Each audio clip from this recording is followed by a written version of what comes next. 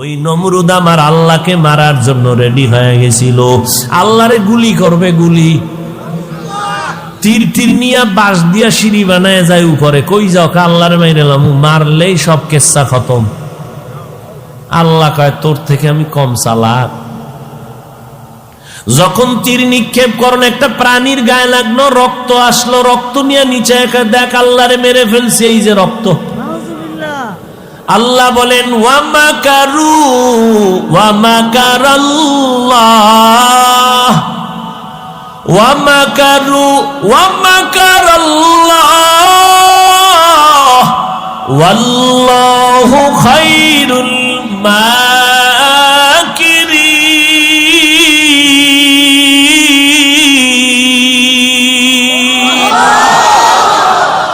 এই নমরুদ্দারে মারার জন্য আল্লাহ কি পরিমাণ ফেরেশতা পাঠাইলেন।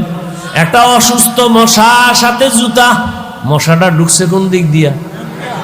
নাক দিয়া ঢুকে চান্দির গোড়ায়। বসে বসে ফাঁকে ফাঁকে একটা মিস কল দেয়, চান্দি গরম হয়ে যায়। এত ডাক্তার কবিরাজ এত হালুয়া খাইলো, নমরুদের মাথা কেউ ঠান্ডা করতে পারে না। হঠাৎ ঘুইরা বইরা জুতার সাথে বাড়ি, ঠাস করে মাথা হিমেল হয়ে গেছে। নমরুদ দেখায় জুতার ভিতরে এত বরকত, মাথায় বান্ধা দে। কতক্ষণ? যতক্ষণ জুতা মাথায় লাগে মাথা ঠান্ডা, জুতা বন্ধ, আবার গরম। ওই মশায় বসে বসে একটু আঘাত করে। নমরুদ কয় আমি বুঝি না জুতার মধ্যে এত বরকত, এই জুতার বাড়ি বন্ধ করা যাবে না। কে দিবে? কয় কর্মচারীরা। কো জুতার বাড়ি দিতে আলাদা বেতন। কর্মচারীরে ডাক দিয়া কয় কর্মচারী যত জোরে বাড়ি মারবি বেতন বাড়ায় দিব। কেমন সান কপাল, জুতা মারলেই মাথা ঠান্ডা। ভাইরা আমার, আল্লাহ পাক রব্বুল আলামিন দেখায় দিলেন এত বড় বীর বাহাদুর, জুতার বাড়ি খাইয়া ধ্বংস হয়ে গেল। আজও দুনিয়ার কোন বেঈমান সন্তানের নাম নমরুদ ফেরাউন রাখেনি। যদি বলি 1 লাখ টাকা দিব প্রত্যেক মাসে, সন্তানের নাম রাখবি নমরুদ ফেরাউন, বেঈমানেরা রাজি হবেনি। নবীনগরের বাঙালির যদি কই সন্তানের নাম ফেরাউন রাখবিনি, লাভ 1 লাখ। একটু 3 দিন সময় দাও, একটু ভাইবা নেই। বাঙালি তো 3 দিন পরে বলে দিয়ায় দিবিনি। কহ দিমু, কসম খাইয়া কইছো। হ্যাঁ, টাকাটা টাইব তো বাড়ায় দিস। ফেরাউন নাম রেখে দিব, পরে তওবা করে নিব। কারণ এই করোনার ভিতরে 1 লাখ টাকা তো কম না। এর নাম বাঙালি। কুয়াশার ভিতরে কিচ্ছু দেখা যায় না। ও রাস্তার এক সিপায় আগুন। কেউ আগুন জ্বলে কেন? পেছনে এক আহাম্মক দাঁড়ানো আছে। আগুনের পেছনে একটা কে দাঁড়ানো? আহাম্মক, ওর মুখের ভিতরে আগুন। ভাইরা আমার, এই ফেরাউন ফকিন্নির ফোলা মানুষের জমিনে শশা উঠাইয়া টুকরিতে ভরে মাথায় নিয়া মিশরে গিয়া বিক্রি করে 8 আনা পয়সা। কথার কথা, এইভাবে ফকিন্নি করতে করতে এক সময় টাকার মালিক হইয়া বিশাল ইতিহাস চেয়ারে বসছে। হামান রে বানাইছে ওজিরে আজম। চেয়ারে বয়া ফেরাউন বলে, হামান কি জাহাবনা? কয় ভিতরে তো গরম গরম ভাব। বলে কি চাও? বলে খোদা খোদা দাবি করতে মনে চায়, তাই করো।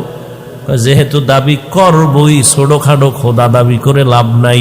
আনা রব্বুকুমুল আলা, আমি হলাম সব থেকে বড় খোদা। সেই ফেরাউন ধ্বংস হয়ে গেল। মশা মাছি কেউ পছন্দ করে না। আজও তার লাশ পড়ে আছে। কোথায়? কোটি টাকার মালিক দেখো, অভাব হয় না দূর।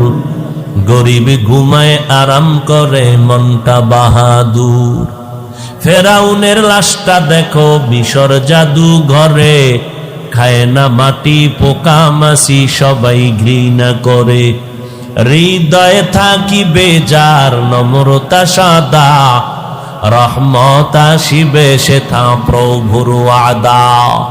বড়র বাড়াই থাকলে দিলে রহমত আসবে না, নিজেকে নিজে ছোট মনে করিও সাদা। উঁচু জমিন থেকে পানি নিচু জমিনে যায়, তেমনি খোদার রহমত আসে নম্রতার হৃদয়। ভোগবিলাসের বাড়ি গাড়ি পরে রবে সব, থাকতে সময় স্মরণ করো আল্লাহ আমার রব। রব্বি আল্লাহ লা ইলাহা গায়রুহু ওয়া নবিহি মুহাম্মদ মুস্তাফাহু। এরে নবীর উম্মতের দল ও যুবক, ওয়াজে আইছো এখন ঘুমাইতে মন চায়? বাঙালির ঘুম আসেনি? পৃথিবীর নিকৃষ্টতম অ্যাটম বোম দুনিয়াতে আবিষ্কার হইয়া মানুষের পকেটে ঢুকার থেকেই ঘুম শেষ। দুনিয়ার বড় বড় গবেষকরা অ্যাটম বোম তৈরি করেছে। অ্যাটম বোম, মিসাইল, কামান। এক অ্যাটম বোম মেরে দিলে বাংলাদেশ দেখবা 3 মিনিটে নাই, ওটা আমেরিকা গেছি গা। কিন্তু এই অ্যাটম বোমে জমিন ধ্বংস হবে। তো তোমার আমার পকেটের মধ্যে যে অ্যাটম বোম বেঈমানের বাচ্চারা ঢুকায় দিছে, এটার দ্বারা শুধু দুনিয়া যাবে না, আখিরাত বরবাদ হয়ে যাবে। ওই অ্যাটম বোমের নাম কি? খুব খুশির খবর না? না যেভাবে হাসতেছো না, খুব মজার কথা বলছি, হাসির কথা। লজ্জা শরম না থাকলে আর কোনো বয়ানে ধরবে না। ১৫০০ বছর আগে নবী বলে গেছেন, লা ঈমান লিমান লা হায়া আলা, যার লজ্জা নাই তার ঈমান নাই। ওরা ল্যাংটা করলেও কয় এখনো অর্ধেক ইজ্জত বাকি আছে। এর যুবক, তোমার মতো যুবক জীবনে মাদ্রাসায় পড়ে নাই, আলিফ বা তাও শিখে নাই। একটু নজর দিয়া তাকাইয়া দেখো, স্কুলে পড়ে, কলেজে পড়ে, 5 বেলার নামাজ পড়ে, 1 বেলার নামাজও বাদ দেয় না। তোমরা জিহ্বা নাড়াইয়া একটু সাক্ষী দাও, আমি সত্য বললাম নাকি মিথ্যা বলেছি। তোমার ক্লাসের যুবক যুবতী যদি নামাজ পড়ে, বলো বাবা তুমি কেন পারবা না? অথচ তুমি আল্লাহ মানো, নবী মানো, কোরআন মানো, জাহান্নাম জান্নাত মানো, সব তোমাকে এত বয়ান করে বুঝাইতে হবে কেন? আরে আমাদের কথা মিথ্যা কেন মনে করেছো? তোমার চোখের সামনে আজ আমরা নবীর আদর্শ মানতে গিয়ে কই আমাদের সম্মান তো মোটেও কমলো না, আমাদের ইজ্জত কমে নাই। অতএব তুমি কেন নবীর তরিকার মালা গলায় লাগাইতে পারো না? আল্লাহ বলে, বান্দা আয় তওবা কর। আমি আল্লাহ তওবার দরজা খুলে রাখলাম, তওবা কর, কান্নাওয়ালা তওবা। আমি জিন্দেগির গুনাহ একটা সেকেন্ডের মধ্যে তোমারে মাফ করে দিব। ও নবীর উম্মতের দল, আল্লাহর দরবারে কান্না করো, তওবা করো। আজকে তুমি আল্লাহর নবীর উম্মত হইয়া সেই নবীরে চিনতে পারলা না। অথচ সাহাবায়ে কেরামের ইতিহাস, 10 জন সাহাবা জান্নাতের টিকেট পেয়েছেন। এর মধ্যে আবু বকর, ওমর, ওসমান, আলী। জীবনটা ভর এদের ইলমের অভাব নাই, আমলের অভাব নাই, তাকওয়ার অভাব নাই। আবু বকরের মতো বান্দা কত দামি। মদিনার নবী বলেন, ও দুনিয়ার উম্মতেরা, আমার আবু বকরের দাম কত? আবু বকর সব মুমিনের নেক আমল যদি এক পাল্লায় দাও, আমার আবু বকরের নেকের পাল্লা ভারী হয়ে যাবে। ওই আবু বকরের জান্নাতের টিকিট রেডি। তারপর আবু বকর ইবাদত বাড়াইয়া রাতের বেলা নামাজে দাঁড়ায় দাঁড়ায় কান্না করে। নবী নামাজের পরে বলে, আবু বকর নামাজে কাঁদলেন কেন? আবু বকর বলে, আল্লাহর আদালতে হাজির হওয়ার ভয়, এই জন্য কান্না করেছি। বলে, ভয় কেন? আপনার না জান্নাতের টিকিট রেডি? আবু বকর চোখের পানি ছেড়ে বলে, নবীজি, যেই আল্লাহ জান্নাতের টিকিট দিয়েছেন, ওই আল্লাহ যদি একদিন বেজার হয়ে যায়, টিকিট ক্যান্সেল হয়ে যেতে পারে। আবু বকরের মতো বান্দা কত দামি, সে যদি কান্না করে, জান্নাতের টিকিট পাইয়াও যদি জীবনভর কান্না করে, আমি কবরে কেমনে থাকবো? ওমরে ফারুক যদি জীবনটা দিয়া কান্না করেন, ও ভাইজান, তোমার আমার ইলম নাই, আমল নাই, তাকওয়া নাই, টুকটাক যা করি তাও অহংকারী ভাবের কারণে সব সওয়াব বরবাদ হয়ে গেল। যেইভাবে সেজদা দিলে আল্লাহ খুশি হবে, জীবনটা কাটাইতে একটা সেজদা ওইভাবে দিতে পারি নাই। যেইভাবে নামাজে দাঁড়াইলে আমার আল্লাহর আরশে আজিম কাঁপতে থাকবে, ওইভাবে নামাজ পড়তে পারি নাই। ওরে মানুষের মজার বয়ান দিলাম, অথচ আমি আল্লাহর কাছে মজাদার হইতে পারলাম না, আল্লাহরে আমার কলিজায় মজাদার বানাইতে পারলাম না। আমাকে মানুষ কত মহব্বত করে, সম্মান করে, এত মজার বয়ান, কিন্তু আমার অন্তরে কিবিরের কবিরা গুনাহ, হাসাদের কবিরা গুনাহ, গীবত শিকায়াতের গুনায় আমার অন্তর ভরে আছে।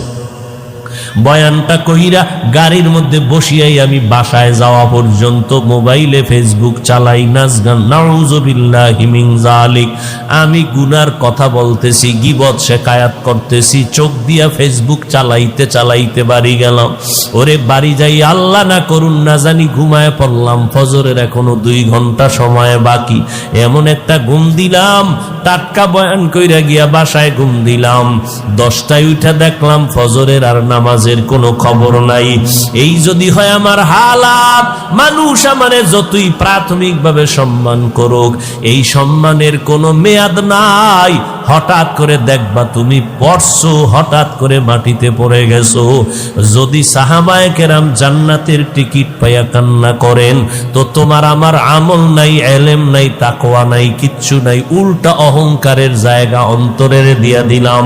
আমার জিহ্বাটা মিথ্যা বলে নাপাক করে ফেললাম, গীবত করে নাপাক করে ফেললাম। অন্যের ভালো সইতে পারি না, কবিরা গুনাহ। নিজের প্রশংসা করতে মজা পাই, কবিরা গুনাহ। অন্যের প্রশংসা শুনলে মেজাজ গরম হয়ে যায়, কবিরা গুনাহ।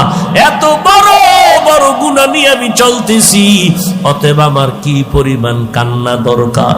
অথচ আমার এই মাহফিলের মধ্যে কত মানুষ মোনাজাতে কান্না করে, আমার কপাল খারাপ, আমার চোখে এক ফোঁটা পানিও নাই। ও আল্লাহর বান্দারা, চোখে পানি না আসা কেউ বাহাদুরি মনে করবেন না, বরং আল্লাহর কাছে তওবা করবেন। কান্না যদি চোখে না আসে, এই বয়ানে এই মোনাজাতে যদি কান্না না আসে, আর কবে কাঁদবেন? কান্না না আসাটা রহমত নয়, বরং চোখে পানি আসা আল্লাহর বড় নেয়ামত, বড় রহমত। আল্লাহ কন ফালিয়াজহাকু কালিলা ওয়ালিয়াবকু কাসীরা। নবী বলেন ইবকু ফা ইল্লাম তাবকু ফাতাবাকু। বেশি করে কাঁদো, যদি কান্না না আসে বাহানা করো, এরপরও তোমার সওয়াব হবে। ও নবীর উম্মতের দল, সন্তান যদি মা বাবার শাস্তির ভয়ে যদি কাঁদে, ছাত্র যদি উস্তাদের শাস্তির ভয়ে কান্না করে, আমার আল্লাহর আযাবের ভয় কি এত কম? আবু বকর যদি আযাবের ভয়ে কাঁদে, ওমর যদি জাহান্নামের আযাবের ভয়ে কান্না করেন, ওসমান রাদিয়াল্লাহু আনহু যদি কান্না করেন, ও আল্লাহর বান্দারা, আপনার আমার কি পরিমাণ কান্না দরকার। নিজেও মানুষ হইতে পারলাম না, নিজের ছেলে মেয়ে স্ত্রীকে মানুষ বানাইতে পারলাম না। মানুষ আমারে কত সম্মান করে, আজকে আমারে আগাইয়া নিতে কত মানুষের ঢল, কিন্তু যেদিন আজরাইল হাজির, ওই দিন আমার বক্তাগিরি সব ধ্বংস হয়ে যাবে। আমার আপন রক্তের সন্তানেরা গেঞ্জিটা বেলেট দিয়া কেটে কেটে রেখে দিয়া, ওই বাজারের 3টা দুর্বল সাদা কাপড়, ওই কাপড়ে প্যাকেট বানাইয়া জানাজা পড়াইয়া কবরে নিয়ে যাবে। এত ভক্ত, এত মহব্বতের বন্ধু কবরে এখন আর কেউ নাই। আমাকে বাঁশবাগানে কবরে শোয়াইয়া একটা বিছানাও দিল না, বালিশও দিল না, ওই 3টা সাদা কাফন দিয়ে পেঁচাইয়া রাখলো। 2টা লোক দেখলাম কবরের মধ্যে নামিয়া গেল, একজন মাথার কিনারায় আর একজন পায়ের কিনারায়। মনে হয় জানো এই 2 জন আমার সাথে কবরে থাকবে। বাঁশের চাল আর কলা পাতা দিয়া মিনহা খালাকনাকুমের আওয়াজ দিয়া মাটি দিতে দিতে হঠাৎ 2 জন 2 মাথা দিয়া পায়ের কাফনের মুষ্টি, মাথার কাফনের মুষ্টিদার খুলিয়া 2 জন লাফ দিয়া উপরে উঠা এবার আমারে আটকাইতেছে। এমন ভাবে আমার মাটি দেয় যেন নড়াচড়ার কোনো উপায় নাই। মাটি দিয়া দিয়া যখন সবাই বিদায়, আমার মায়ার নবী বলেন ওই কবরে এখন কেউ নাই, 2 জন ফেরেশতা হাজির হয়ে যাবে, তোমাকে 3টা প্রশ্ন করবে। তুমি কয় টাকার মালিক জিজ্ঞাসার প্রয়োজন নাই, তুমি কোন দলের নেতা, কোন পরিমাণ এলেমওয়ালা শিক্ষিত জানার দরকার নাই, তুমি হিন্দু না বৌদ্ধ, মুসলমান, আলেম না মূর্খ, কোনো কথা নাই। সবার বেলায় 3টা প্রশ্ন, রবের পরিচয় দাও, ধর্মের পরিচয় দাও, রাহমাতুল লিল আলামিনের পরিচয় দাও। নবীজি বলেন যারা দুনিয়াতে রবের গোলামি করে কবরে যাবে তারা বলবে রব্বি আল্লাহ, আমার রব আর কেউ না, আমার রব আমার আল্লাহ। যারা দুনিয়াতে ইসলামটারে গলার মালা বানায় গেল তারা কবরে গিয়া জবাব দিবে দীনিয়াল ইসলাম, আমার ধর্ম একমাত্র ইসলাম, আর কোনো আমার ধর্ম নাই। দুনিয়াতে যারা নবীর সুন্নতের আমল করিয়া যাবে, আঙ্গুলের নখগুলো কেমনে রাখবা সেখানেও নবীর সুন্নত যারা মানবে, জুতা কেমনে পরিধান করবা সেখানেও নবীর সুন্নত যারা মেনে চলবা, ওরে বাবা চুলগুলো রাখার ভিতরে নবীর সুন্নত যারা, নবীর তরিকায় চুল রাখবা, এইভাবে সুন্নতের আমল করিয়া যারা কবরে যাবে, নবীকে দেখাইয়া বলবে এই বান্দা নবীরে চিনুনি বলো। যারা আমার নবীর সুন্নতের আশেক এরা দেখা মাত্র চিনে ফেলবে, বলবে ইনি তো আমার সেই নবী, যেই নবীরে না দেখে দাড়ি রাখলাম, টুপি পরলাম, আলেমদের মোহাব্বতের বয়ানে নামাজ পড়লাম। কত মানুষ টুপিওয়ালা বলে গালি দিল, পাগড়িওয়ালা বলে গালি দিল, তারপরে নবীর সুন্নত ছাড়ি নাই। নবী বলেন সাথে সাথে আল্লাহ গাইবি আওয়াজ দিবেন, ও কবরের ফেরেশতা আর আমার বান্দাটারে ডিস্টার্ব করবা না, জান্নাতের বিছানাটা বিছাইয়া দাও, 3.5 হাত কবরটারে বড় বালাখানা বানাও, কবরের ভেতরে জান্নাতের সাথে রাস্তা খুলে দাও, আমার বান্দা আরামে ঘুমাবে, দুনিয়াতে আরামে ঘুমাইতে পারে নাই। সবাই যখন ঘুমাইয়া যাইতো আমার এই আশেকটা যায় নামাজ বিছাইয়া কান্না শুরু করতো, সিজদায় পড়ে ডাকতো আর বলতো ইয়া রব্বি হাবলি, আমাকে ডাকতো আর চোখের পানি ছেড়ে কান্না করতো। ঘুমাইতে পারে না, খেতে পারে না, এখন আরামে ঘুমাবার ব্যবস্থা করে দাও, কিয়ামতের আগের দিন পর্যন্ত আমার বান্দা আরামে ঘুমাবে।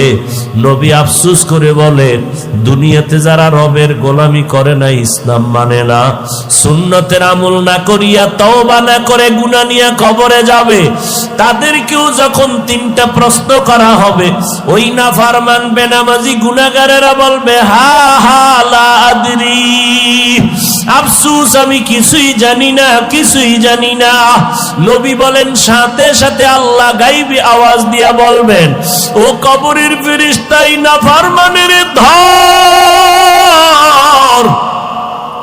আমি আল্লাহ পাকের নেয়ামত দুনিয়াতে কম ভোগ করে নাই, আমার দেওয়া সূর্যের আলো, চাঁদের আলো, আসমান জমিন, আমার দেওয়া বৃষ্টির পানি, আমার দেওয়া জমিনের ফসল, গাছের ফল খাইলো, এত বড় নিমক হারাম একবার শুকর আদায়ার্থে আলহামদুলিল্লাহ বলে নাই।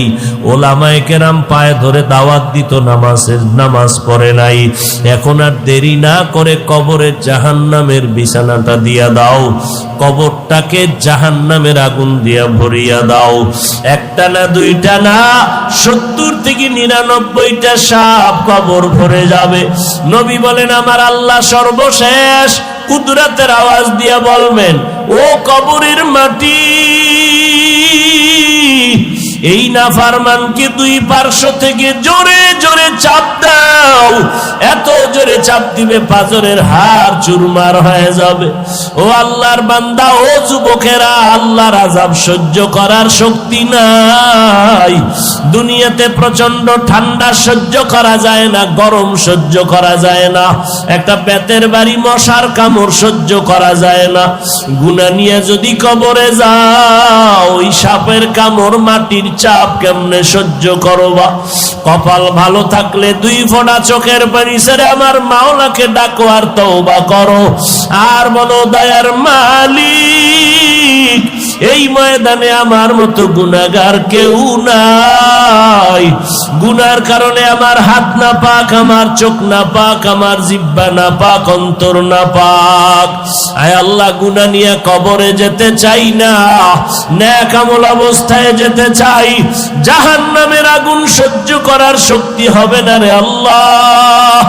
দুফোঁটা চোখের পানি ছেড়ে তওবা করো, আমার আল্লাহর সাথে সাথে জীবনের গুনাহ মাফ করে দিবেন। ও যুবকেরা, স্কুলে পড়ো, কলেজে পড়ো, চাকরি করো, ব্যবসা করো, বাধা নাই। মা বাবার দোয়া নিয়া, আলেমদের পরামর্শ নিয়া পাঁচ বেলার নামাজ পড়ো, নবীর সুন্নাত মানো, মুরব্বীদের দোয়া নিয়া চলো।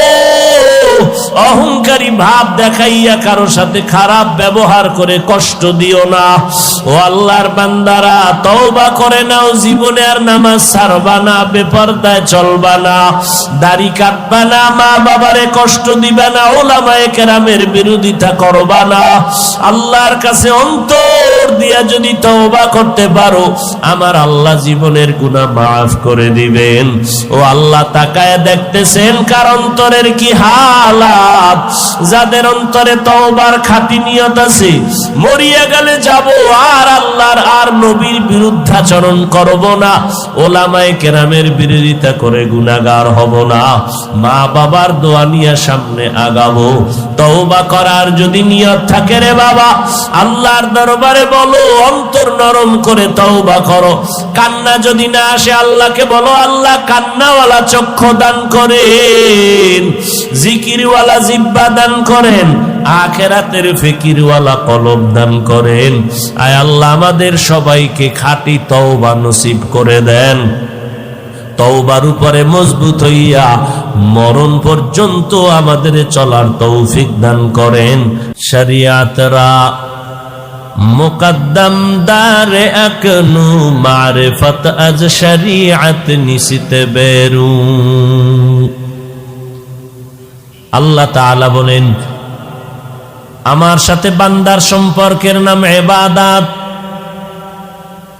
যারা ইবাদত করবে তাদের নাম বান্দা, যার ইবাদত করবে তিনি হবেন মাবুদ। আমরা আল্লাহর ইবাদত করি, আমরা গোলাম।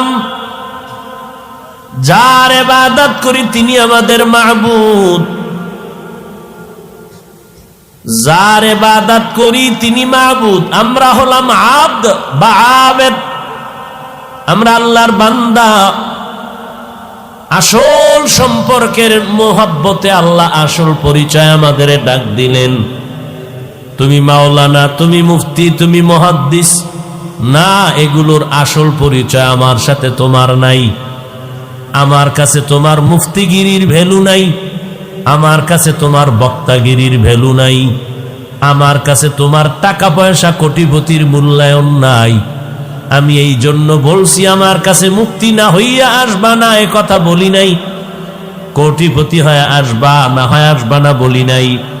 আমি বলেছি, ওয়ালা তামুতুন্না ইল্লা ওয়া আনতুম মুসলিমুন। মুসলমান না হইয়া আসবা না। মুসলমান মানে আত্মসমর্পণকারী। বিনয়ের সাথে আমার আল্লাহর কাছে যারা আত্মসমর্পণ করে তারা মুসলমান। আত্মসমর্পণ করার নাম ইসলাম।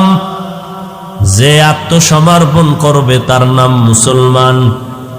আল্লাহ বলেন, ওরে গোলাম, তোমার সাথে আমার সম্পর্কের নাম আসল হলো ইবাদত। যারা ইবাদত করবা তাদের নাম বান্দা, যার ইবাদত করবা তার নাম মাবুদ। আমার সাথে তোমার মোহাব্বতের সূত্র ইবাদত, এটাই তোমার আমার আসল পরিচয়। এ কারণে আমি আল্লাহ বান্দা বলে সম্বোধন করলাম। বান্দা বলে সম্বোধন করলাম কারণ এটা চূড়ান্ত মোহাব্বতের আওয়াজ। সন্তান মাকে মা বলে ডাকবে, এটা চূড়ান্ত মোহাব্বতের আওয়াজ। সন্তান আব্বাজানকে আব্বা বলে ডাকবে, এটাই চূড়ান্ত মোহাব্বতের আওয়াজ। একজন হাফেজ সাহেবকে ছাত্ররা হাফেজ সাহেব হুজুর বলে, এলাকার মানুষ হাফেজ সাহেব বলে ডাকবে, এটা চূড়ান্ত মোহাব্বতের আওয়াজ। মাওলানা সাহেবকে মাওলানা বলে সম্বোধন করবে, মোহাব্বতের চূড়ান্ত আওয়াজ। মাকে মা বলে ডাকবা, এটাই চূড়ান্ত আওয়াজ। মাকে তুমি মা বলে ডাক দিলে মা যেই পরিমাণ মজা পাবে, অন্য শব্দ দিয়ে ডাকলে মা 1000 গুণ মজা পাবে না। শুধু একটা মা, এই শব্দটায় মায়ের কলিজা ঠান্ডা। মায়ের ডাকটা যদি বন্ধ করে দেয়, মায়ের অন্তরে বুক ভরা ব্যথা। সন্তান আমাকে মা বলে ডাকে না, খানা নাই, ঘুম নাই, চোখের পানি পড়ে, কারণ সন্তানের মা ডাকে এত মজা। ওই মজার ডাকটা শোনার জন্য মা তার জীবনের সব সন্তানের পেছনে বিলাইয়া দেয়। বিনিময়ে কোনো টাকা চায় না, বাড়ি চায় না, চায় সন্তান মহব্বত করে আমাকে মা বলে ডাকবে। ঠিক আমার আল্লাহ আসমান জমিন বানাইয়া সব আমাদের গোলাম বানায় দিলেন।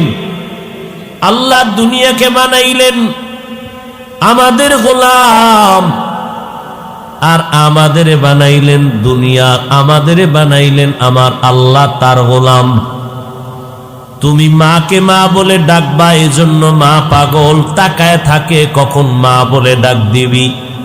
টাকা লাগবে না, বাড়ি লাগবে না, গাড়ি লাগবে না, তোর জবানের ডাকটা শুনতে চাই। আমার আল্লাহ কয়, গোলাম আমি আল্লাহ তোমার জবানে আমার নামের আওয়াজটা শুনতে চাই। জবান খুলে যদি একবার আল্লাহ বলে ডাক দেও, আমি আল্লাহর কুদরতি অন্তরে মায়ার জোশ এসে যায়। আমি ওই ডাকের বিনিময়ে তোর জীবনের সব গুনাহগুলো মাফ করে দেই। ইয়া ইলাহি मुझसे मुझको दूर कर, ताके देखो मुझ में तुझको एक नजर। या इलाही तू मेरा माबूद है, या इलाही तू मेरा माशूक है। আল্লাহ তাআলা বলেন, আমি বান্দা বলে ডাকলাম কারণ আমার মোহাব্বতের চূড়ান্ত আওয়াজ গোলাম। তোমার মোহাব্বতের চূড়ান্ত আওয়াজ আমি তোমার আল্লাহ, আমি তোমার মাবুদ। এই জন্য আমি বান্দা বলে ডাকলাম। দ্বিতীয় কথা, বান্দা বলার মধ্যে আর একটা কারণ হলো, আমি জান্নাত দিতে চাই আমার সব, শুধু মুমিন না। ও ইহুদিরা আয়, আমি জান্নাত দিব, তোরা আমার বান্দা, আসো। দুনিয়ার সব মানুষ আমার বান্দা। হিন্দু ধর্মের লোকেরাও আল্লাহর বান্দা, বৌদ্ধ ধর্মের মানুষ আল্লাহর বান্দা। কিন্তু আল্লাহ আর একটা ধাক্কা দিয়া বলেন আমার বান্দা। আসমানকে বানাইছেন, আরো আস্তে করে বলেন।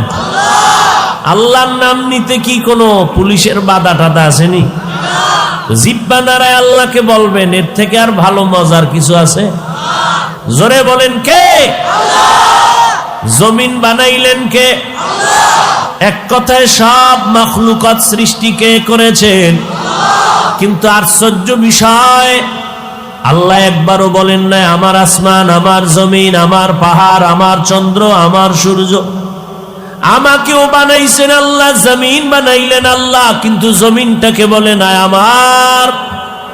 আল্লাহ আমাকে বলেছেন তুই আমার বান্দা। জমিনের বলে না আমার জমিন, পাহাড়কে বলে না আমার পাহাড়। বান্দারে কেন বললেন আমার বান্দা? আমি উদাহরণটা এমন ভাবে দেই ভাই, আমার সন্তানের গায়ে জামা কাপড় একজনে হাতি নিয়ে কয় হাফিজ ভাই জামাটা কে বানাইস কার? আমি বললাম এ জামা আমার না। বলেতে জামা কে বানাইছে? আপনার ছেলের গায়ের। বলে আমি বানাইছি। টাকা কে দিয়েছে? আমি দিয়েছি। টেইলার্সের মিস্ত্রি মজুরি কে দিয়েছে? আমি দিয়েছি। আমি টাকা দিলাম, আমি বানাইলাম, সব আমি। এরপরে যখন বলে জামা কার? আমার না। টুপি কার? আমার না। জুতা কার? আমার না। ছেলে কার? আমার। ছেলে কার? আমার। ছেলে আমার, জামা বানাইছি আমি, ওটারে আমার বলি না কেন? টাকা আমি দিছি, বানাইছি আমি, কিনলাম আমি, মজুরি দিলাম আমি, তবে আমার জন্য বানাই নাই। জামা আমি বানাইছি কিন্তু আমার জন্য বানাই নাই, ছেলের জন্য বানাইছি। এই জন্য বললাম জামা আমার না, ছেলে আমার।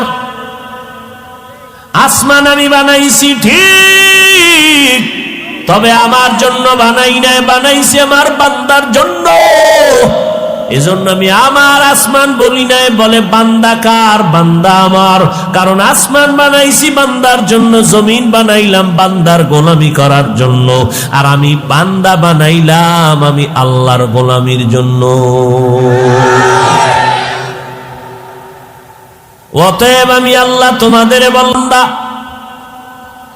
আমার বান্দা বলার আর এক কারণ হলো, জমিনের মধ্যে সব আমার বান্দা। বান্দা বললেই তো কার? বান্দা আমার বলে আবার ইশারা করলেন কিছু কিছু বান্দারা, এরা আল্লাহর বান্দা স্বীকৃতি দিতে অনাস্থা, চিন্তা করে আল্লাহর বান্দা স্বীকার করতে একটু প্রস্তুত না।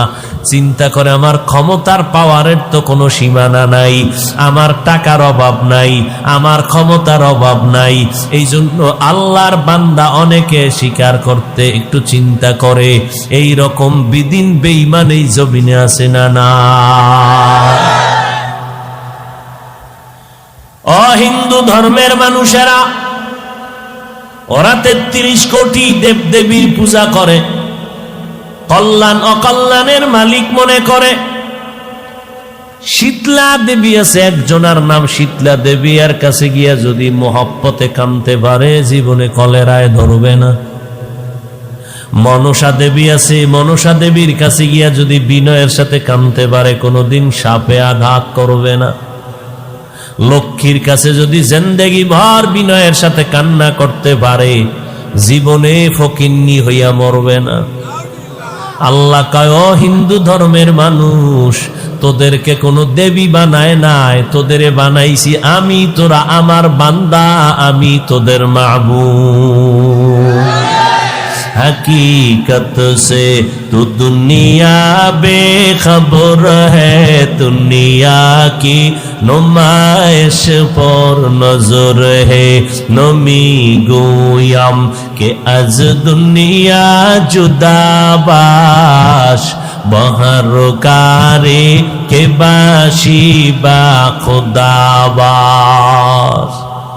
एरे नबीरा आशिक उम्मतेर दल, ও খ্রিস্টান ধর্মের মানুষেরা, যিশু খ্রিস্টকে তোমরা মাথার মুকুট মনে করেছো, ঈসা নবীরে তোমরা মনে করো খোদা খোদা ভাব, অথচ তোমরা যারে খোদার আসনে বসাইছো তারেও তো আমি বানাইছি। মারিয়ামের গর্ভে ঈসারে দান করলাম, বাবা নাই। এলাকার সব মানুষ গরম হয়ে গেল, এই মারিয়াম স্বামী নাই, বিয়া হয় নাই, ছেলে পাইলি কই? মারিয়াম বলে আমারে আল্লাহ দিছে, কয় মানি না। এমন পেঁচে ফালাইলো, আযাব আর রিমান্ড যখন শুরু হয়ে গেল, ওই সময়ে রোজাদারের নিয়ম ছিল কথা বললে রোজা ভেঙ্গে যাবে। কথা বললে এই আইনটা যদি আমরা বাঙালির হইতো, ডেলি 30টা রোজা রাখতো ডেলি। মারিয়াম বললেন, আমি রোজাদার, আমি জবাব দিব না। আসলেই এই সন্তানকে দিছে, সন্তান রে জিগাও, বাচ্চাকে জিগাও। বলে বাচ্চা কথা বলতে পারেনি, জিগাও। সব মানুষগুলো এবার মারিয়ামের সামনে ঈসা, বাচ্চা ঈসা নবীরে জিগাইব পিচ্ছি কোলের ভেতরে, এই তোরে কে বানাইছে, তুই কেমনে এলি মারিয়ামের গর্ভে? সাথে সাথে ঈসার জবান খুলে গেল, আওয়াজ তুলে বললেন, ইন্নী আবদুল্লাহ আতানিয়াল কিতাব, আমি আল্লাহর গোলাম, আমি আল্লাহর বান্দা, আমারে আল্লাহ বানাইছেন। আমার আল্লাহ চাইলে সব পারে, বান্দা চাইলে কিছুই পারে না। কাদের কুদরত দারি বর কামাল, আন্তা রব্বি আন্তা হাসবি জুল জালাল, তুহি কাদের জলিলুল্লাহ জাহাদার, বহর হালে তুহি মেরা নেগাহদার। আল্লাহ চাইলে সব হয়, বান্দা চাইলে কিছুই হয় না। আল্লাহ চাইলে, মদিনার নবী চায় আবু জাহাল কালেমা পড়, আল্লাহ কয় আমি চাই না আবু জাহাল কালেমা পড়বে। নবী চেষ্টা কম করেন না, আবু জাহালের জবানে কালেমা জারি হয় নাই। এরে নবীর উম্মত, আমার আল্লাহ চাইলেন ওমরের মতো বান্দা কালেমা পড়বে, কালেমা পড়েই ফেললো।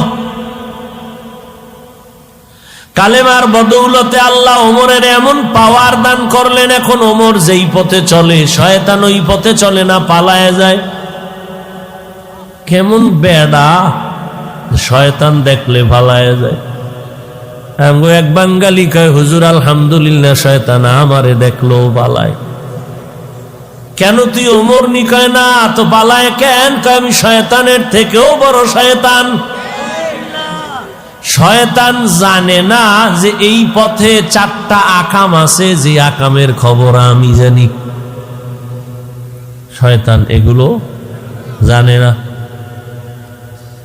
যেই ওমর অর্ধজাহান শাসন করলেন খেজুর পাতায় বসে, কোনো গার্ড নাই, সিকিউরিটি গার্ড নাই, বডি গার্ড নাই, অর্ধ দুনিয়া শাসন করে গেলেন, কোনো গার্ডমার নেই। আজ 1500 বছর পরে সোনার বাংলায় দাঁড়াই এক মাওলানা কয় ওমরে ফারুক ভণ্ড। ভাগ্যের নির্মম পরিহাস।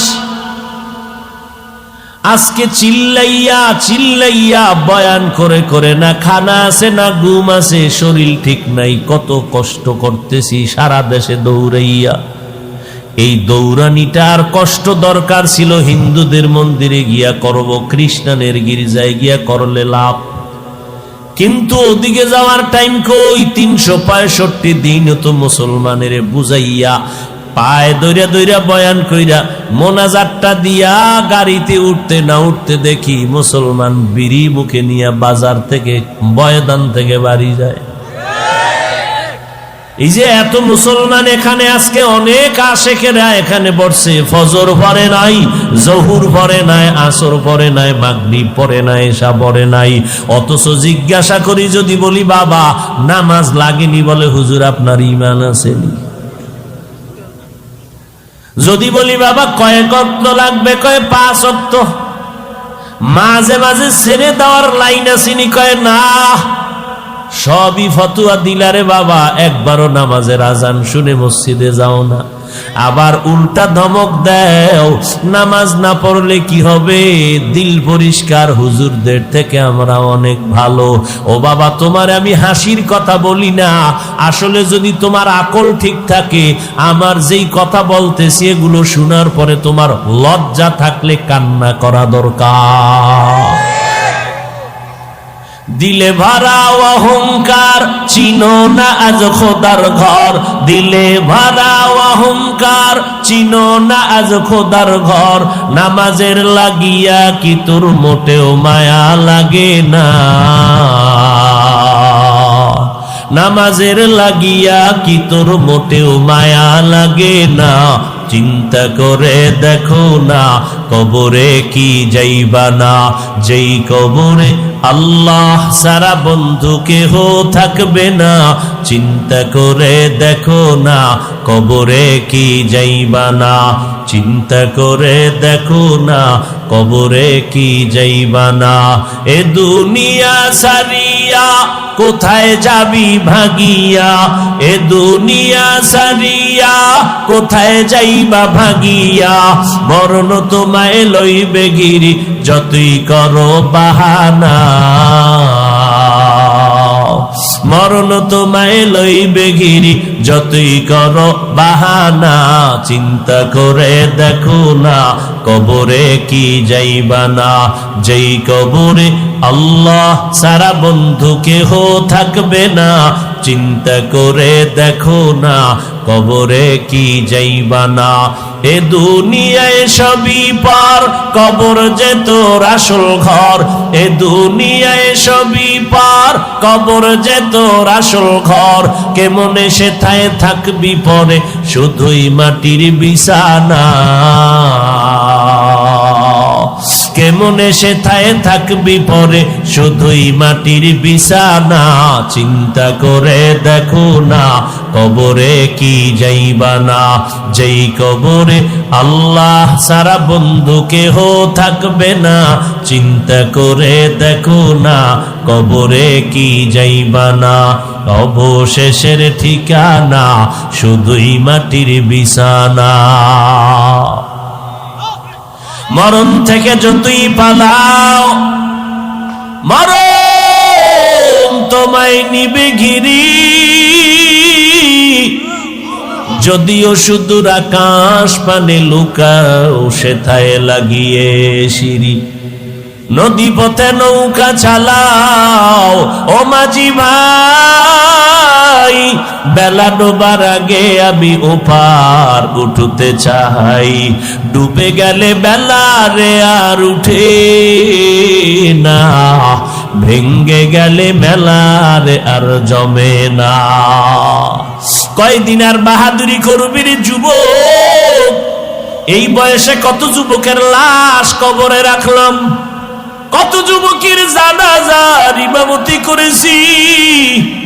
ও বাবা, তুমি আজকে বয়ান শুনতেছো, আল্লাহ না করুন আগামীকাল ঠিক এই সময় তুমি হতে পারো হসপিটালের রোগী। আল্লাহ বানাইতে পারেনি? ওই আমার মাওলারে ভয় করো রে বাবা, দুনিয়া কিছুই না, কয়দিন আর বাহাদুরি করবা। তোমাদের এক আপন বন্ধু হলো গানের শিল্পী মাইকেল। একটা গান গাইলে কত শত ডলার হাদিয়া। এত সুন্দর গানে টান মারতো, যেই গান তুমগো কাছে মজা লাগে, আমার কাছে শুনতেই ভালো লাগে না। টাকার পাহাড় বানাইয়া ইউটিউবে এখনো সার্চ দিলে মাইকেলের চেহারা দেখবা, গান শুনবা। কিন্তু এই বান্দার টাকার পাহাড় যখন হয়ে গেল, ফাইনাল নিয়ত করে ফেললো, আমি মাইকেল 150 বছরের আগে মরণের বিছনায় যাব না। এই বিষয়ে যত প্রস্তুতি নেওয়ার প্রয়োজন নিয়ে নিল, আল্লাহর সাথে পাল্লা। মাইকেল এবার নিয়ত করলো, আমি 150 বছরের আগে মরব না। চেহারাটাকে কমপ্লিট বাধাই করে নিল, খালি হাতে কারো সাথে সাক্ষাৎ দেয় না, জীবাণু আসতে পারে। প্রায় 20 জনের মতো ডাক্তার তারে অল টাইম পাহারা দেয়, শতবার খানা চেক করে দেয়। মাইকেল এত সেফ চলে। আল্লাহর কুদরত। একটু আগে বলছি বান্দা চাইলে কিছু হবে না, আমার আল্লাহ চাইলে সবই সম্ভব। আমার আল্লাহ চাইলে হয়, বান্দা চাইলে হয় না। নমরুদ্দা চাইল ইব্রাহিম নামের কোন বান্দা জমিনে আসতে দেওয়া হবে না। আল্লাহ চাইলেন তোর নাকের ডগায় পাঠাও, ইব্রাহিম রে দিয়া তোর চেয়ারের গুড়া করে সব আগুন দিয়া জ্বালায় দিব। আল্লাহ ইব্রাহিমের নমরুদের নাকের ডগায় পাঠায় দিলেন। ওই ইব্রাহিমের আগুনে জ্বালাইতে গিয়া নমরুদ ধ্বংস হইয়া গেল। ইব্রাহিম নবীর একটা পশম জ্বালাইতে ওরা পারে নাই। হেফাজতের মালিককে ওই আল্লাহ আসেনি। এই কথাগুলো বেঈমানেরে বুঝাইতে কত কষ্ট হইতো, অথচ বেঈমানেরে বুঝাইতে কোনো কষ্ট না, সব কষ্ট মুসলমানেরে বুঝাই।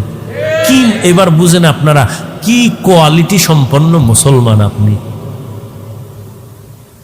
ও আল্লাহর বান্দারা, ফেরাউন চাইল মুসা নামের কোন বান্দা জমিন আসতে দেয়া হবে না। আল্লাহ বলেন তোর ঘরে পাঠাইয়া, তোর টাকায় খাওয়াইয়া, বড় বানাইয়া, তোর গালে চর লাগাইয়া তোরে সাইজ করা হবে।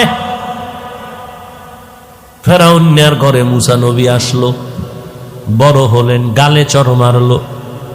ওই ফেরাউন লোহিত সাগরের চুবানি খাইয়া ধ্বংস হয়ে গেল। জমিনের মধ্যে আজও ফেরাউনের লাশটা আছে। বেঈমানেরা দেখ, তুই যত বড় বাহাদুর দাবি করো, ফেরাউন নমরুদের মতো হতে পারবি না। ওই নমরুদ আমার আল্লাহকে মারার জন্য রেডি হয়ে গেছিল। আল্লাহরে গুলি করবে, গুলি তীর তীর নিয়ে বাঁশ দিয়া সিঁড়ি বানায় যায় উপরে। কই যাও? আল্লাহরে মাইরালাম, মারলেই সব কেচ্ছা খতম। আল্লাহ কয় তোর থেকে আমি কম চালাক। যখন তীর নিক্ষেপ করেন একটা প্রাণীর গায়ে লাগলো, রক্ত আসলো, রক্ত নিয়ে নিচে দেখ আল্লাহরে মেরে ফেলছে, এই যে রক্ত। আল্লাহ বলেন ওয়ামাকারু ওয়ামাকারাল্লাহ ওয়ামাকারু ওয়ামাকারাল্লাহ ওয়াল্লাহু খায়রুল মাকিরিন। আয়াতের মধ্যে আল্লাহ পাক রব্বুল আলামিন দুনিয়ার সমস্ত মানুষকে তওবার পথে ডেকেছেন, জান্নাত দেওয়ার ওয়াদা করেছেন। নবীজি বলেন আমার কাছে কোরআন শরীফ মহামূল্যবান একটি সম্পদ। এর প্রত্যেকটা সূরা, আয়াত, অক্ষর আমার কাছে প্রিয়। তুলনামূলক এই আয়াত আমার কাছে আরো বেশি প্রিয়, কারণ আল্লাহ যে কি পরিমাণ দয়াময়, আল্লাহ এই আয়াতের মাধ্যমে তা ব্যক্ত করেছেন। মানুষ দুনিয়াতে আসার পর থেকেই অন্যায়ের সাথে জড়িত হয় না, অন্যায়ের সাথে জড়িত